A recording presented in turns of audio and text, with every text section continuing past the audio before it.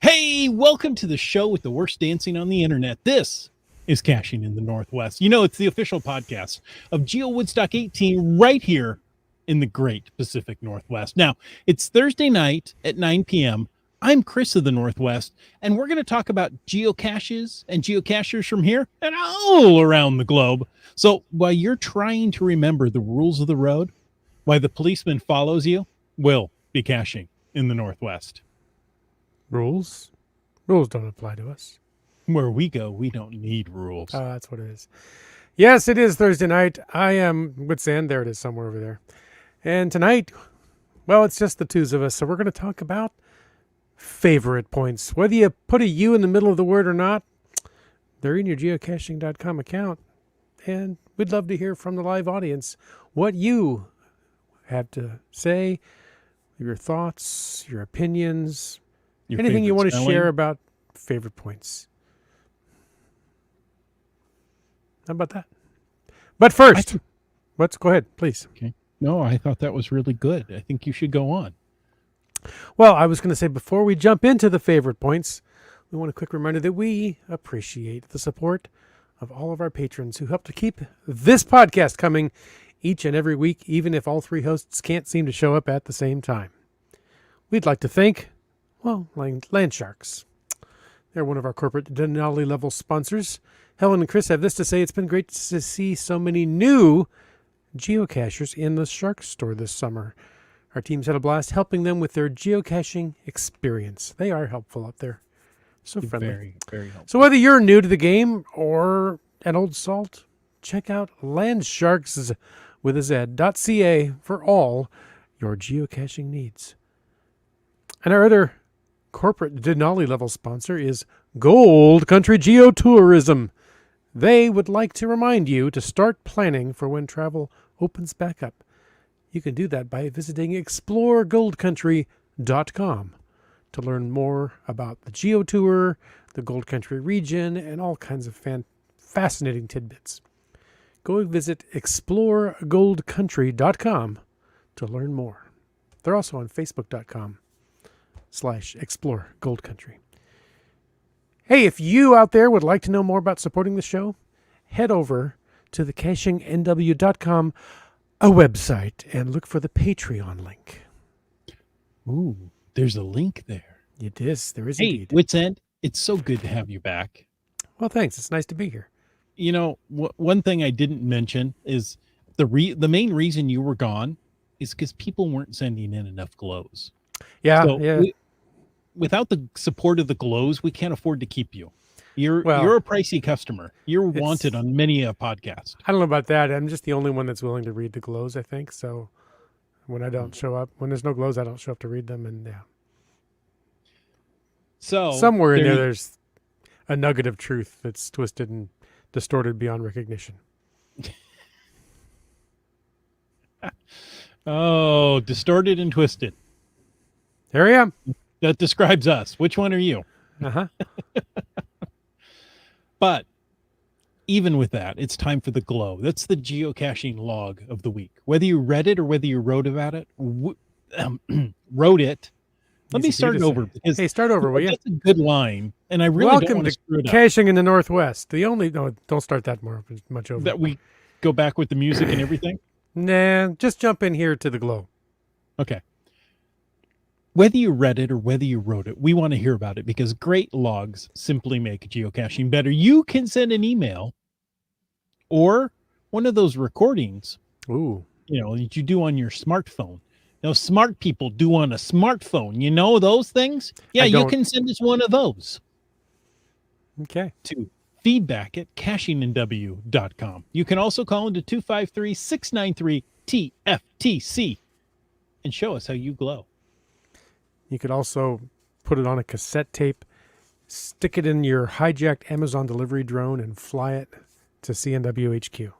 Dude, yes. I would accept that. Bonus No, points if you do that. Probably wouldn't. Because here we are on Thursday night at CNW where the points don't matter. The glow this week. That's right. The glow this week was submitted by GSM times 2. Heard of him. And it's Mr. DSW found Underwater Ducky. That's GC9FEF1, don't you know? That's 9FEF1. Ooh. First echo find. First ever find. There you go. First ever find. I like it.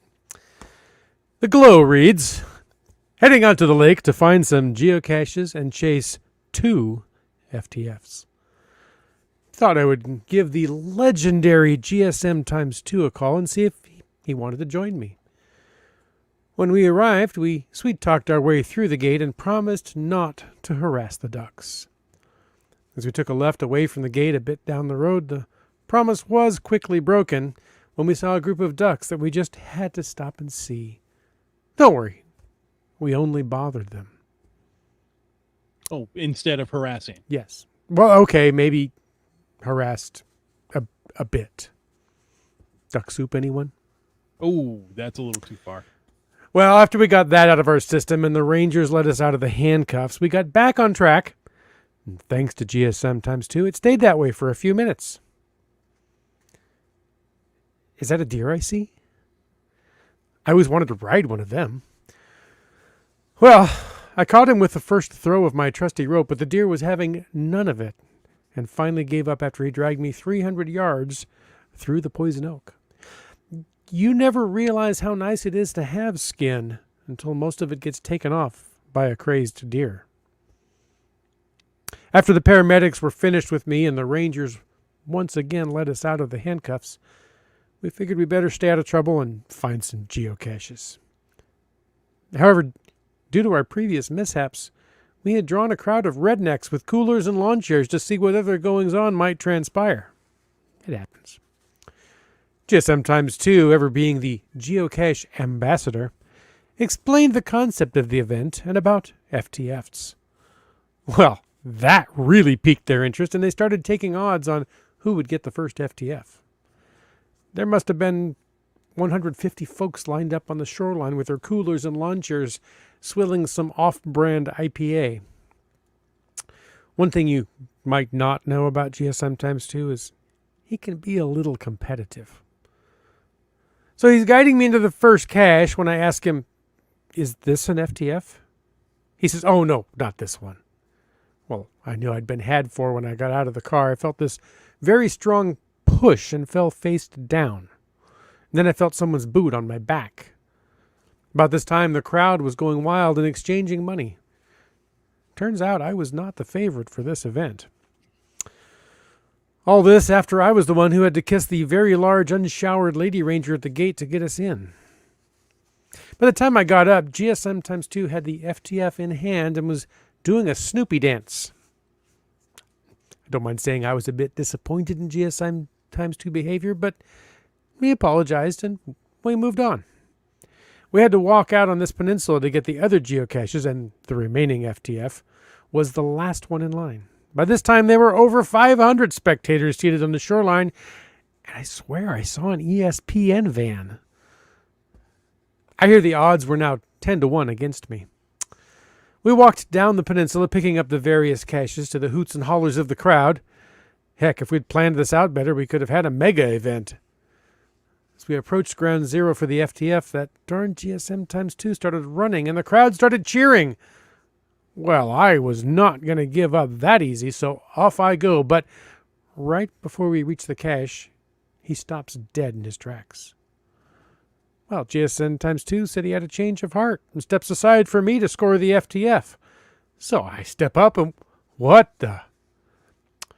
Well, the hider of this cache is named Bad Feet, and I think he has some sadistic grudge against ducks. For sitting right there was a rubber ducky with its innards carved out and a rather large pill container shoved up its Netherlands. No offense to the Netherlands. That's only the half of it. Curled up around this violated duck is an 8-foot-long rattlesnake trying to eat it. Now the crowd on the shoreline has gone silent with their jaws dropped and IPA dribbling down their chins. I turn around to look at GSM times 2 and he's just flat out gone. Well, I sure as heck am not going to feed another FTF to the wolf if I can help it. So I grabbed that snake by the tail and swirled him around until that demented duck popped out of his mouth and then let that snake fly into the lake. At this point, the crowd was going absolutely nuts, jumping up and down and cheering. So I grabbed that geocache, found a nice clean log sheet, and where is my pen?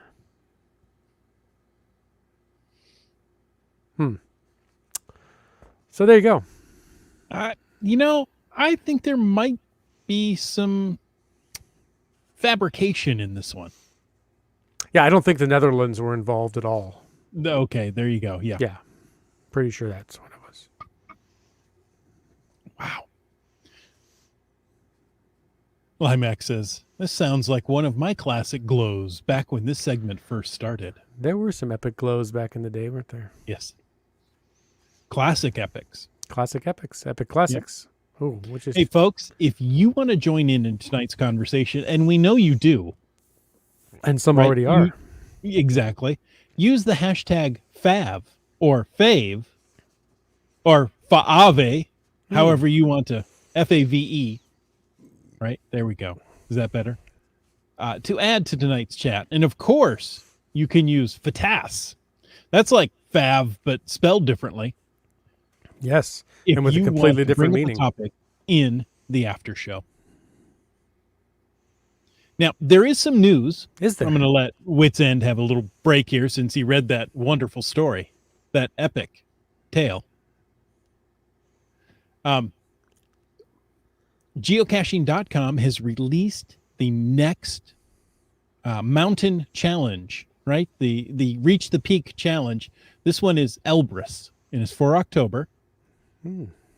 It's not El Bruce. Well, it might be El Bruce. Good day, Bruce. It could be. It's nearly a bruise, like an elbow bruise. Yeah, my apologies for the accent there. I didn't. You did sound a little under the weather. I didn't do it well at all. Down under the weather. Each month, Reach the Peak has different point values for finding geocaches and adventures. To celebrate International Earth Cache Day, we'll get to that in a bit. Okay. Which takes place the second weekend of every October, not just some Octobers, every October. And the fascinating geology of Elbrus. And what continent is Elbrus on? I haven't the slightest idea. It's on one of those continents. Yes, one of the seven. Finding an Earth cache during the hike up Elbrus will earn geocachers 750 points. Here are the point values, by the way. You know what? Earth cache being the highest at 750. Yes. Isn't this a great thing to say? And there's no land monkey here to glory in it. I'm just saying. I'm not saying, just saying. Next is a mystery cache at a mere 600 points. You're losing 150 points if you don't go and find an Earth cache. The Letterbox Hybrid, that's one we don't find that often, 550 points. Multi-cache, 450 points. A cache with 10 or more favorite points. Favorite points? Should we talk about those? Well, if there's 10 or more, we should talk about them. Okay. 450 points. An Adventure Lab location, 350 points. And just any old found it, 325. That's like half a mystery. More than half a mystery. Yeah, that's right. Yeah. Less than hardly half a worth mystery. it. Yeah. So you are going to need 5,642 points. That's a lot of points. Yeah. But, when they're just throwing out Earth cache points like crazy at 750. Yeah. Both willy and nilly. You should be able to go grab a lot of points by getting all the Earth caches in your area because really there's been no other good reason to go get an Earth cache until this. We've been saving them. Oh, that's it. Yeah. Yeah. Mm-hmm. Yeah, I don't know if anybody even likes earth caches. I hear they're not very popular. And there's nobody here to say different, so let's move on. Okay. Next is International Earth Cache Day. Just one day long. It's a 48-hour day, but that's okay. On Saturday, October 9th, Sunday, October 10th, you have a unique opportunity to earn something new or to learn something new about the Earth and earn a souvenir. Or learn a souvenir. And earn. Yeah, you could learn a souvenir and earn about the Earth if you want, but don't do that. That's not what it says. Just because I read it wrong doesn't mean that's what it says. All you need to do is visit an Earth cache. Easy. Complete the logging tasks. Almost as easy. And log it online during that weekend. That's pretty easy. By the way, you have to do all of those. Yes. And you can't just make up the answers or Google them. Well, you can. You can, but don't. And because this is so special, this weekend, all non-premium Earth caches will be available in the geocaching app for everyone. There you go. So if you're a cheapskate, like I have been accused of being, and it's true, and you don't have that premium account, I do have the premium account, but I'm still a cheapskate, and you haven't been able to find those geocaches because you haven't reviewed them, this is your weekend. Go find them all before they go back. This weekend, next weekend. Well, yes, but this being referring to the Earth Cache weekend. Go find all the Earth caches you can, and you'll earn that Elbrus souvenir. But then once that's over, Elbrus has left the building. Oh.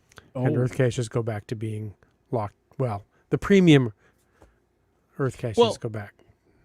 Okay. I thought that was something special. It says for the special weekend, all non-premium Earth caches will be available in the geocaching app for everyone. Am I wrong in saying that all non-premium caches are already in the geocaching app? Don't you have to be a premium member to get the premium caches? That's the way I read that sentence. I was just going off what you said and down the rabbit hole, just completely sideways. But perhaps we know a reviewer that knows more than we do. Okay, we know a reviewer that knows more than we do, but perhaps he'll chime in at some point and correct the error of our ways. Well, funny that you should mention that because something just popped into my head onto the bottom of the screen.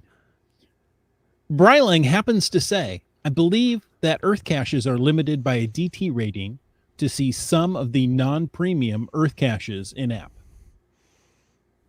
Okay. There you go. I didn't know that.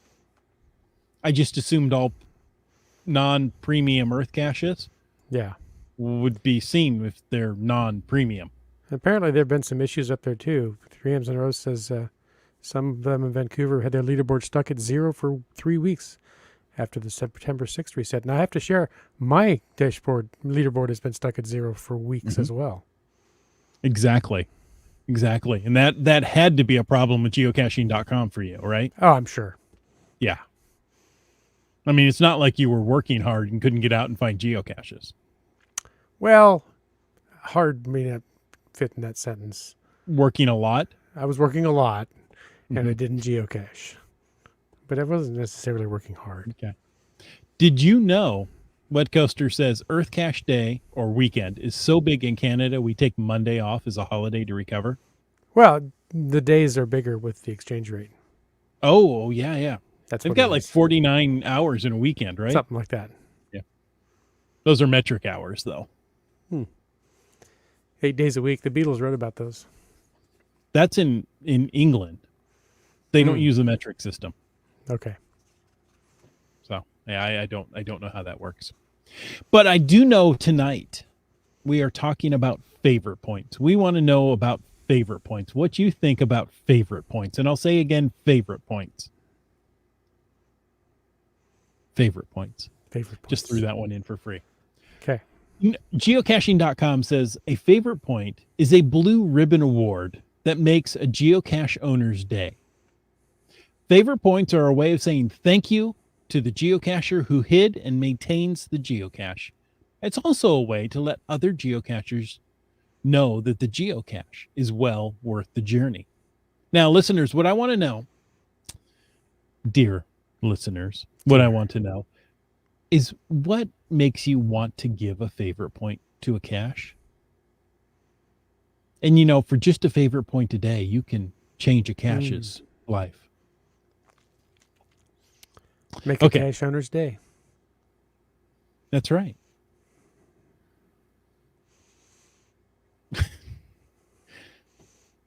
Limax, let's see if I can find this.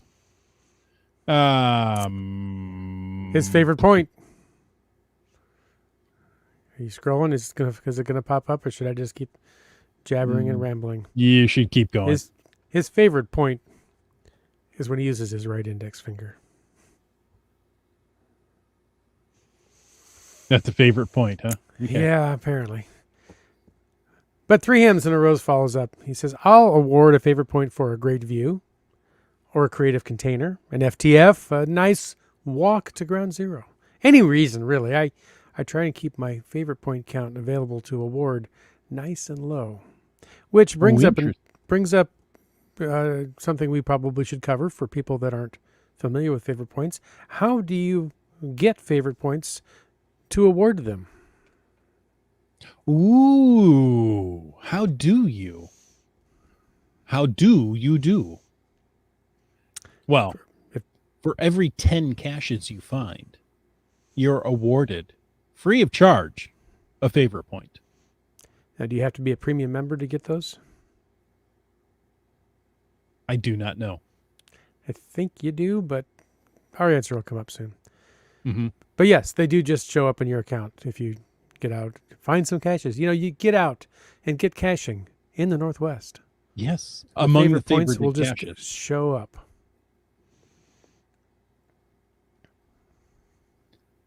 CRS 98 says, I've been awarding a lot of favorite points this vacation. My favorite so far on this trip was at the Point Reyes earthquake trail. It took me to a fence moved by the 1906 San Francisco earthquake.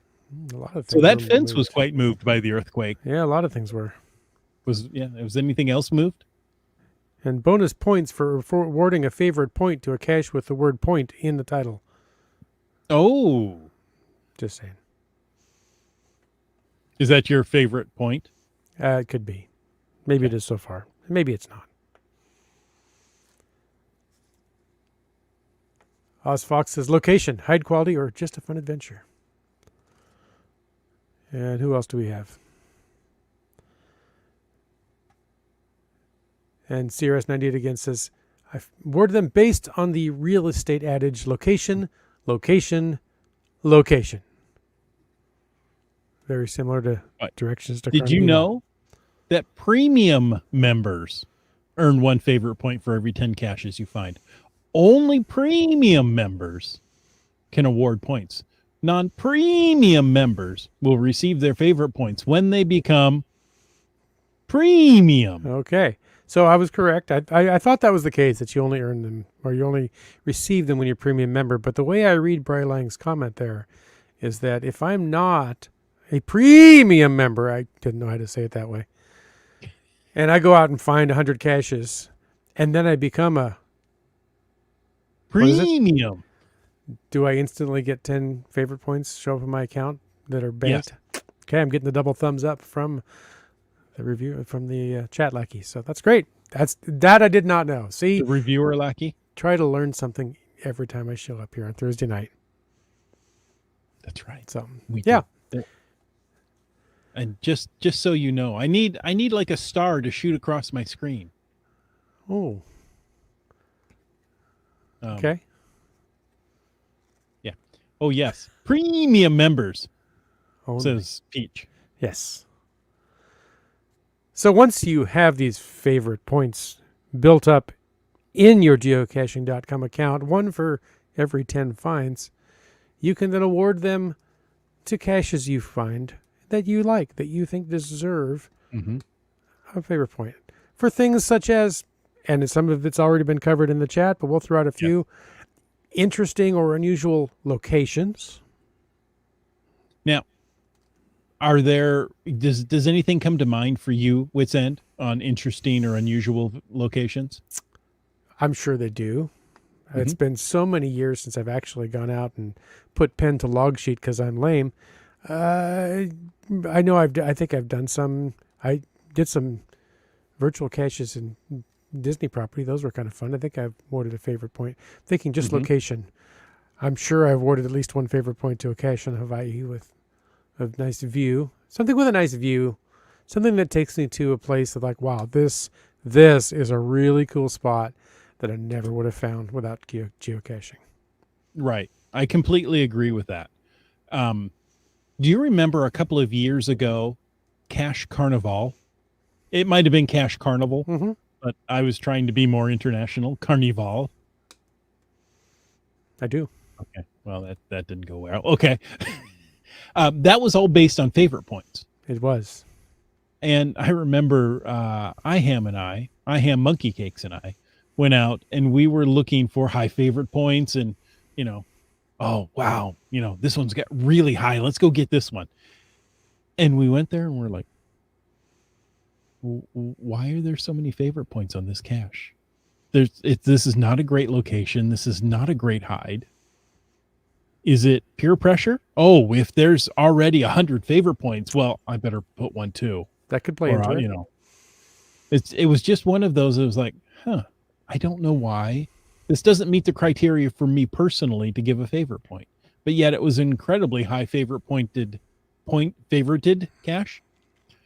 And I kind of thought, well, it's peer pressure, right? Are you going to be the jerk that doesn't put a favorite point on this one? Yes. Oh, okay. Well, there you go. I'm okay I with was that jerk. I am that jerk. Oh, that's different.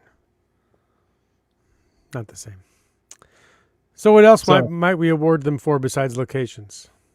I would go with creative cache containers. Well, much like IHAM says, this is obvious that the CO put a lot of work into the container.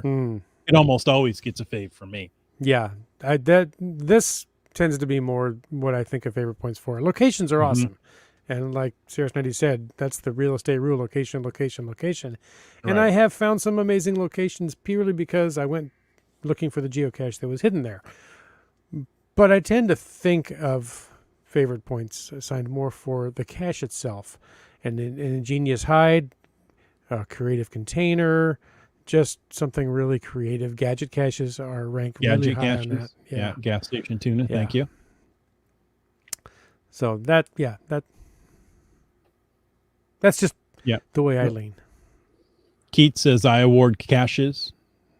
I think I award favorites. Yes, I believe that's what he meant. Creativity. Read what he meant, not what he wrote. That's right.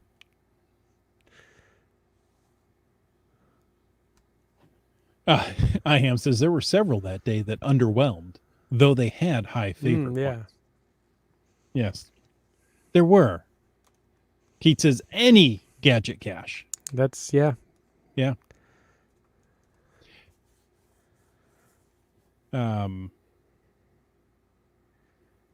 Now I want to jump into another we talked about location, maybe unusual or just beautiful. We've talked about creative cache containers. You talked to rocks, and there was someone earlier that says I've given a favorite point for just a really great cache description on a page. Sure. Some of those have great history about the region of the location or something, Yeah, there's Limax. I gave a favorite point to something that wasn't a great location or container, but had a great story. So lots of reasons to give favorites. And I think, that's interesting that I'm sorry, I cut you off. No, go ahead. That rewards creative writing. Yes. And that's just as valuable as being able to put a good container together. Yes. Maybe you don't have those skills. I appreciate creative writing immensely because I enjoy reading it and I'm not good at creating it. So I can more easily assign a favorite point than create a wonderful writing piece of prose, as it were. Oh, written by a prose? Potentially, or Pro. an amateur pros creator. Hmm. Wait, It's like an agent, right? Sure. Oh, CRS. No. Yes, CRS 98.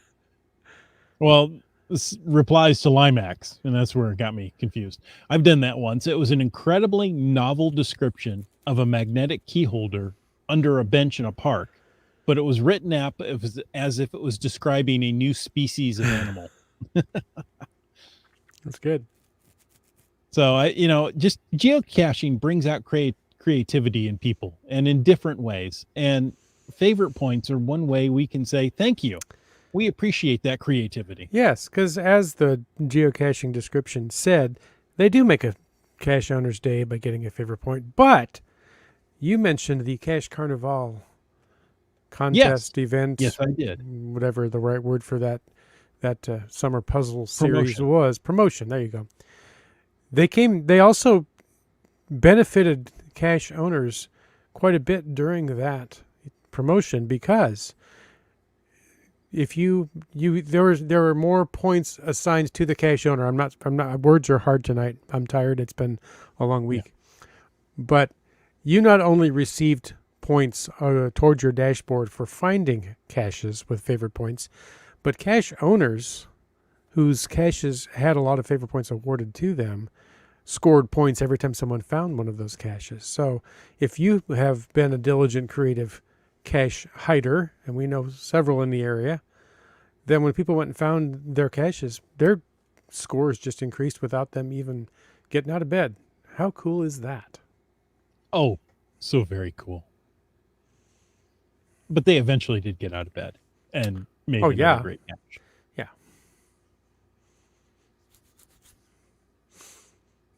What else?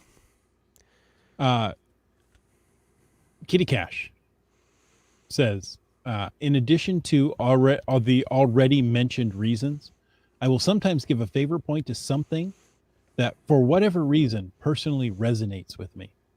I think that might be Kitty Quest. Not Kitty Cache. Kitty Quest. Yeah. That's what I meant to say. Yeah. Yeah, and different things resonate with different people, so that's what makes this hobby great. Let's see, we have great stories with the gadget caches. Where are we? Many Earth caches get a favorite point because of all the work that went into creating that listing and learning the experience associated with it. Yes. Yeah. Oh, and Dormore says, I give favorite points for well-crafted puzzles or multis. Because, I know they're not real popular with some people, but I like multis. I think they're fun. And puzzles as well, depending. With a person of my limited brain power, some puzzles get so complicated so quickly that I just go, this isn't fun anymore, and I move on. But I do enjoy a puzzle. I do, but I will tend to overcomplicate it unnecessarily. Oh, that's the story of my life. This has to be really hard, so I'm going to make it really hard. And it's like, I don't get it. It's like, that's how I operate life on a daily basis. But look, oh man, it's right there. Yeah. Oops. Yeah. That was easy. Yeah.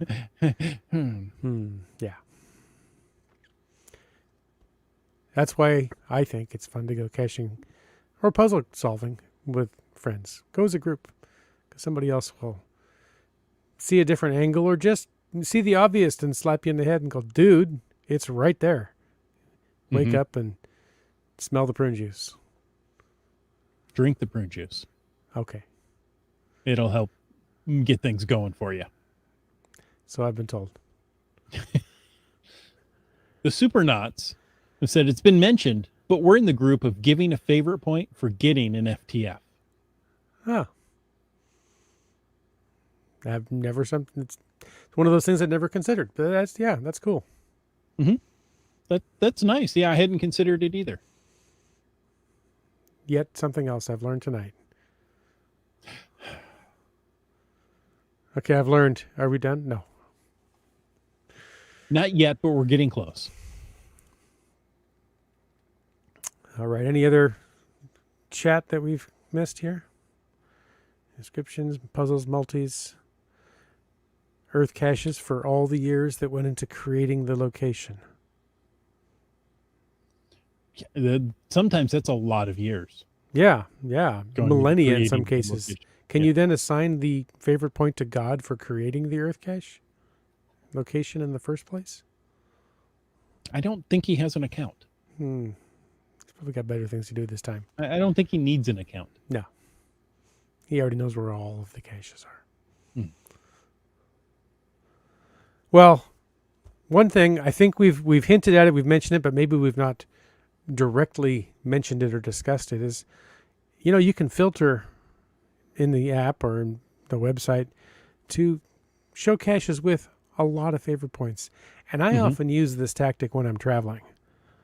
I'm only going to be in this city for a couple of days, and while all caches have value, and I like to find caches of all varying types, if I'm going to be here, rather than find 4 or 5 lamppost skirts, I'd rather go find a couple of caches that are just really creative, really well done, and I can go home and go, you guys should have seen this one I found this weekend. This was amazing. Yeah. So they come in handy even more than just making the cache owner feel good. I like to use the highly favorited caches as kind of a, geotourism, geotour of the city or wherever I'm going, right? I did that when I went to Hawaii. Let's go for the highly favorited one. And it took me off the main road to the waterfalls they used in the opening of Fantasy Island. Oh, Fantasy Island, yeah. Fantasy Island. Yeah. I would never have found those any other way. No, and the search and rescue crew might never have found you if you hadn't left Exactly. that trip plan. Oh, no. That's a different episode. Well, I needed to dive off the top of the waterfall. I needed to. You have to, yeah. No. That's as true as the glow we read earlier. Maybe. So cool hiding spots. We kind of mentioned location, but also the hide, right? So not only the location, but how it's hidden. Perhaps, they found this perfect natural rectangle in the rock that holds an ammo can. You're reading my mind. That's the one I was going to bring up. And I don't know when in the history of geocaching favorite points came to be. I don't think they were there from day one. And I don't think they were around when I found that cache you're referring to. But yes, when I was visiting in-laws in Coeur d'Alene area and geocaching with my kids when they were little, my GPS took me to the middle of this big rocky field with there's nothing around nearby to hide a cache until I looked down and there was a big, large, flat piece of like flagstone.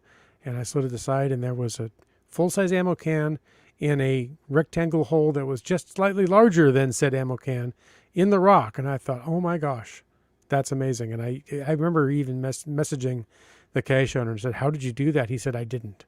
I was out and I saw that hole and I thought, this has to be a cache. I need to put an ammo can in that hole. So yeah, that was a really cool cache. That was fun. Oh, cool. Yeah. Yeah. There are some that are just perfect like that, built for a geocache. So, I mean, maybe not the location was great, but the hiding spot is so very cool. Yeah. Very one of a kind, unique. I've never found another cache quite like that one.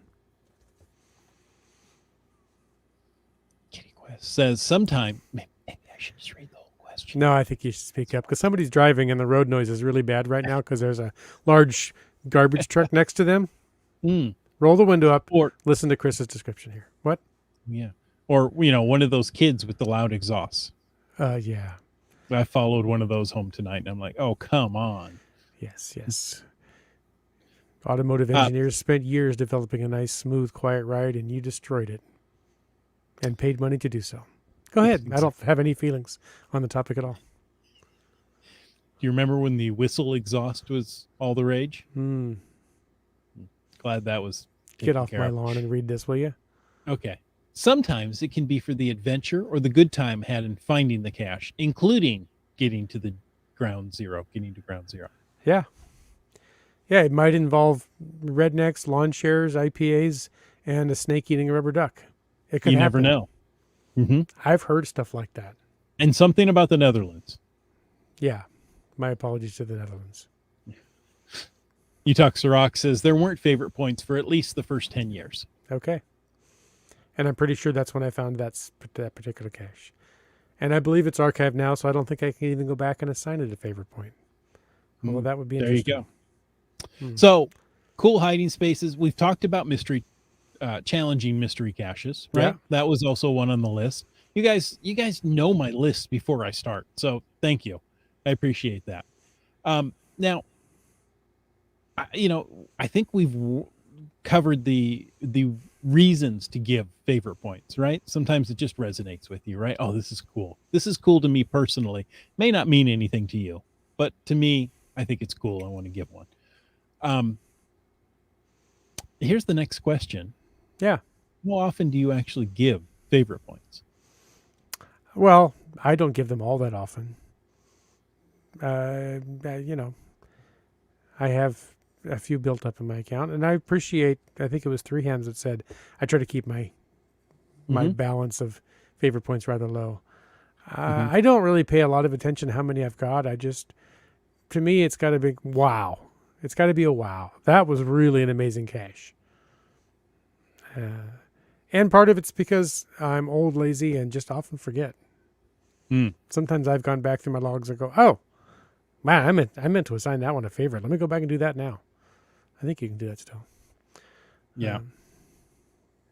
Yeah. GST, or gas station tuna as we know him, says, Yeah. I don't give them often enough. It's GST times 1. Yeah. Yeah, and that's probably true for me too. And a lot of it is because I just forget. Mm-hmm.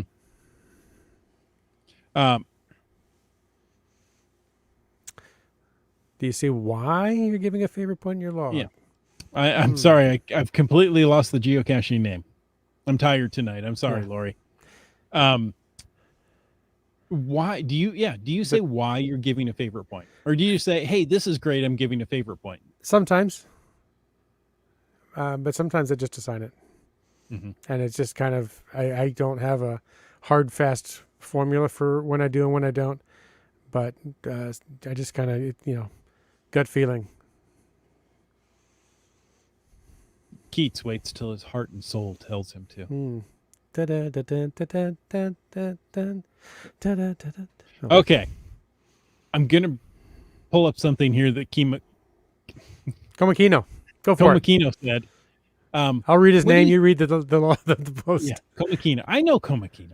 Yeah. Like I say, I'm tired tonight. What do you think of cache owners that message you after you find the cache and they're asking you to give them a favorite point? I don't think I've ever had that happen, but just shooting from the hip here, I wouldn't think much of a cache owner asking me that. Yeah. Fishing for a compliment there just doesn't seem right. I think it has happened to me just one time. I was like, hey, you found it. Would you consider giving a favorite point? Not now. No, not now. Yeah.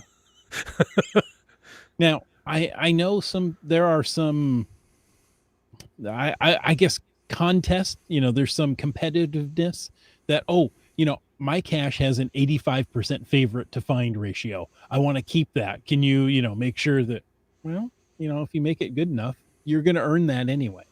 Yeah. Right.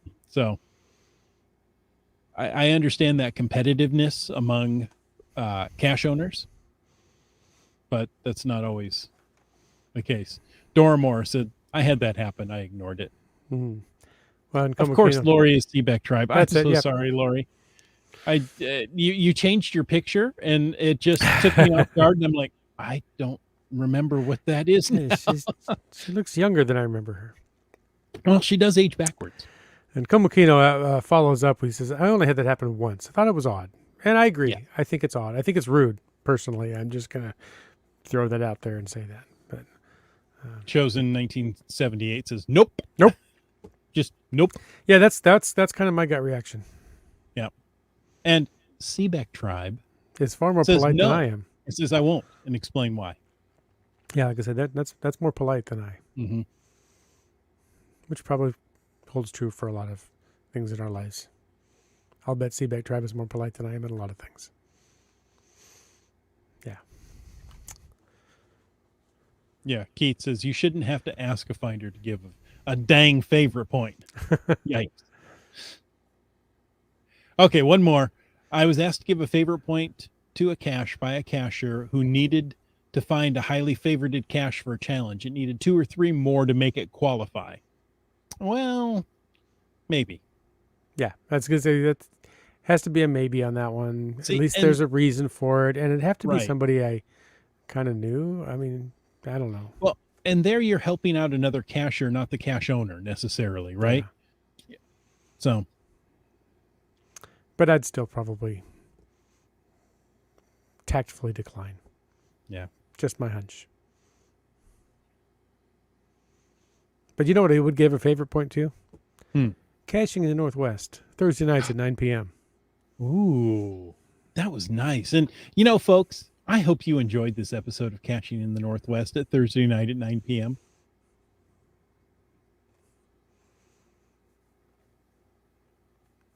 Would you? This is I know. where you're supposed to say. No, but it doesn't say me. It says Land Monkey. So I'm just going to sit here and Well- wait for him to show. Okay, fine.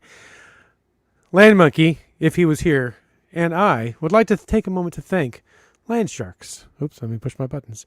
And Gold Country Geotourism. They are our corporate Denali level sponsors. You can't quite see all the logos because I'm reading the script and not looking at the buttons. There it is. I knew it would just happen if I jabbered and rambled. Or jambled and... no, never mind. Landsharks.ca is the outdoor adventure and geocaching store. Check them out online. And they do ship online orders daily. Now, for absolutely amazing geocache adventures, check out exploregoldcountry.com.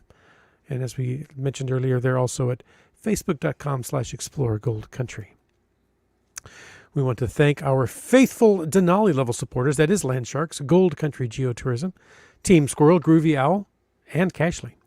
If you want to know more about supporting the show, as we mentioned earlier, head over and click the Patreon link on the cachingandw.com a website.